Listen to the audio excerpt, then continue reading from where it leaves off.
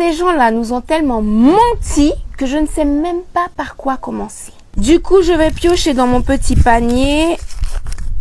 Jean de La Fontaine, on s'occupe de toi aujourd'hui. Générique.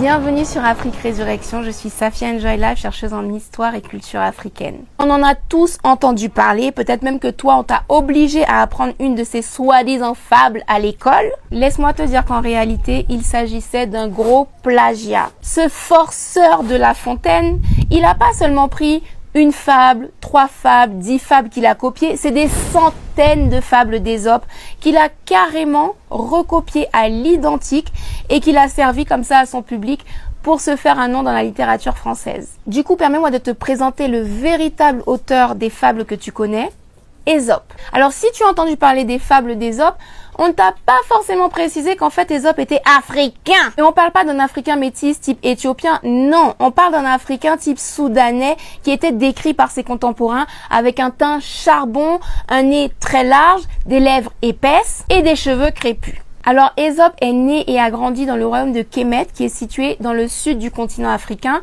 Et là encore, quand je parle du sud du continent africain, on parle de la version africaine de l'orientation du monde. Encore un autre mensonge appris à l'école qu'il me faudra défaire.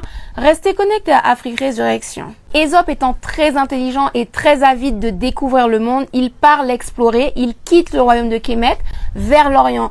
Sauf qu'il est capturé pour devenir esclave. Je vous passe tous les détails parce qu'on n'a pas le temps en une seule chronique. Du coup, si vous voulez tout savoir des aventures juste extraordinaires d'Ésope, je vous recommande le livre de Lilian Thuram, Mes étoiles noires. On fait avance rapide, Ésope se retrouve en Grèce où il est toujours esclave, mais celui qui l'a acheté remarque son intelligence et surtout il remarque que c'est un conteur extraordinaire. La particularité de ces contes, c'est qu'il utilise des animaux dans l'attitude de certains êtres humains. C'est ce qu'on appelle une fable. Et ça, les Grecs ne connaissaient pas du tout. C'est une tradition orale typiquement africaine. Du coup, le maître d'Ésope finit par lui rendre sa liberté par rapport à son intelligence et il finit par réussir à vivre du fait de raconter des fables. En fait, pour l'époque, c'était l'équivalent d'une télévision. C'est-à-dire que les gens venaient de partout le voir pour se divertir. Ces histoires ont rencontré un tel succès qu'elles ont survécu à son décès pendant des siècles. Et c'est comme ça qu'au XVIIe siècle, Jean de La Fontaine naît, grandit et force. Un gros forceur. Le mec s'approprie des centaines de fables d'Ésope. Il change quelques détails par-ci par-là. Il garde les mêmes personnages, les mêmes scénarios, les mêmes conclusions. Et il signe Jean de La Fontaine. Et le système français, bien content de répéter décennie après décennie dans les écoles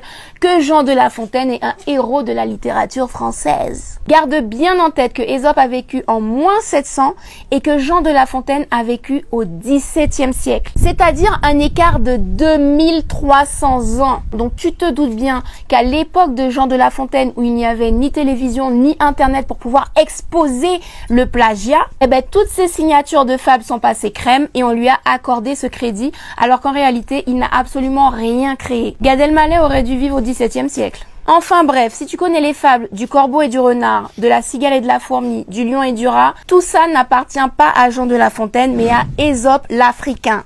Donc s'il te plaît, répète-le à tes enfants, tes petits frères et sœurs.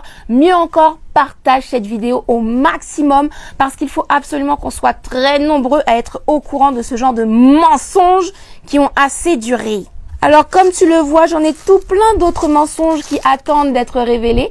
Donc reste connecté à Afrique Résurrection et on se retrouve très prochainement pour une autre chronique.